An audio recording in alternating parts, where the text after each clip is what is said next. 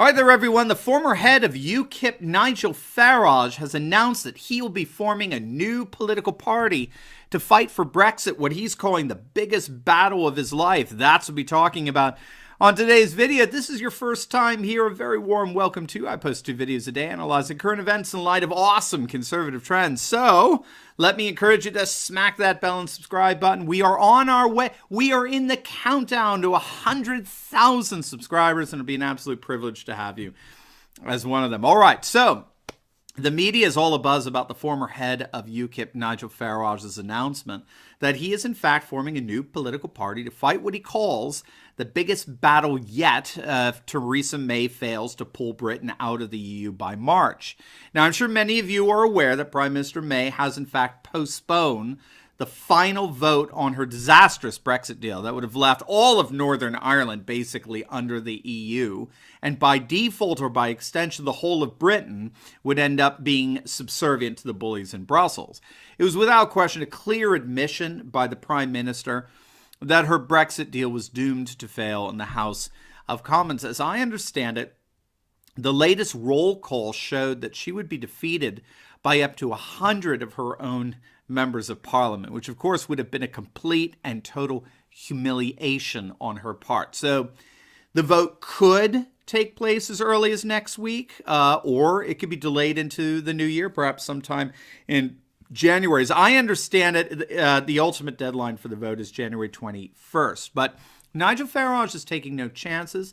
He's announced that he is, in fact, in the process of putting together a new political party that would contest next year's European Parliament elections in May if the UK has failed to pull out of the EU. He said he believed that there was about a 45% chance that Britain would still be in the EU beyond March, which would mean that Britain would, in fact, take part in the European parliamentary elections in May.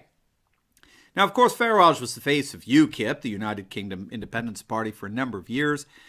He resigned as the party's leader shortly after Brexit won, seeing his dreams of a free and sovereign Britain at least apparently realized. But then he actually announced that he had quit UKIP just a few days back, largely because of Tommy Robinson, or at least that was the stated reason. Gerard Batten, who's the current leader of UKIP, invited Tommy to become an advisor for UKIP. And Farage sees Tommy as part of sort of this radical anti-Islamic wing of British society that he thinks is going to be a disaster for UKIP. We'll get more into that in a second. So for good or for ill, he moved on. He's forming his new party, which now doesn't have a name, and we'll learn more of it in the coming days. Now, there's a couple of things here that I think is important for us to understand in the midst of all this in terms of our analysis. Let's start with the charges of the anti-Islamic and racist forces that Tommy Robinson supposedly represents. And hear me out on this, okay? I get where Farage is coming from. I understand it, okay? You have to remember that many nationalist populist parties in Europe have had to go through a process that Marine Le Pen of France's National Rally calls de-diabolization. Of course, you'd have to be French for that word, right? How's that for $1 million word? De-diabolization. It's also known as de-demonization or detoxification, right?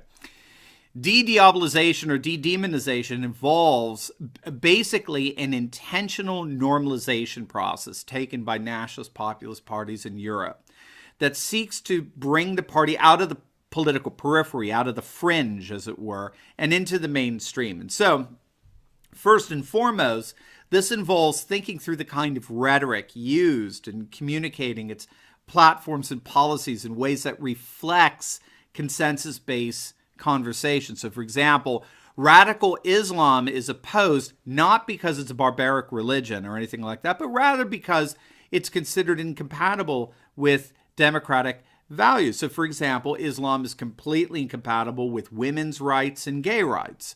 So we, the nationalist right, are the ones who are truly standing up for democratic values, for women's rights and for gay rights, by protecting them from ideologies that are harmful to their interests and quite literally, or at least potentially, to their persons. Or we want to close our borders not because we're xenophobic, but because we are true believers of multiculturalism. We love our culture. We love other cultures. but we don't see any way in which these cultures remain actually integral and prosperous if they're forcibly mixed together. We, the nationalist right, are the true multiculturalists. Or we're going to cut immigrants off from social services, not because they don't belong here, because we're heartless, but because of our commitment to social responsibility. Social services are paid for by citizens for the purpose of aiding and assisting our fellow citizens. To make it a free-for-all for anyone who happens to cross the border is to risk the sustainability of such social responsibility. You see, you get the point, right? By appealing to democratic values, multiculturalism, social responsibility, the nationalist right's able to overcome the stigma of being bigoted and xenophobic and racist and anti-Semitic, right? That's de-diabolization. In terms of Geert Wilders, the Dutch Freedom Party, he's made support for Israel and the Jewish people as over and against its Islamic dictator neighbors central to the Dutch Freedom Party's political platform and international policies, right? So I think this is what Farage is sensitive to. He's worried that Tommy Robinson is inconsistent with this de-diabolization process for UKIP, okay? Now, I happen to vehemently disagree with Farage on this. I think Tommy is in many respects the face of the young up-and-coming populist movement that will be the future of UKIP. These studies that have been coming out in the last few years all show that the British population is very concerned about immigration, the rise of Islam in their nation. For example, as of the spring of 2018, 41% of 18 to 24-year-olds and 58% of 25 to 49-year-olds believed that immigration was too high in Britain. That resonates quite well with Tommy Robinson's concerns. In fact, an average of only 25% of Brits think that immigration is good for Britain.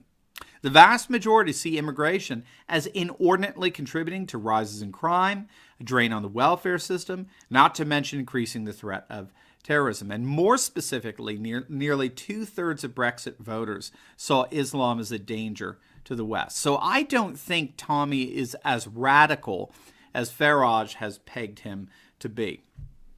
The second thing to note here is that Farage is exemplifying one of the key characteristics of the new Europe that's emerging with the rise of nationalist populism. And that's what scholars are calling de-alignment.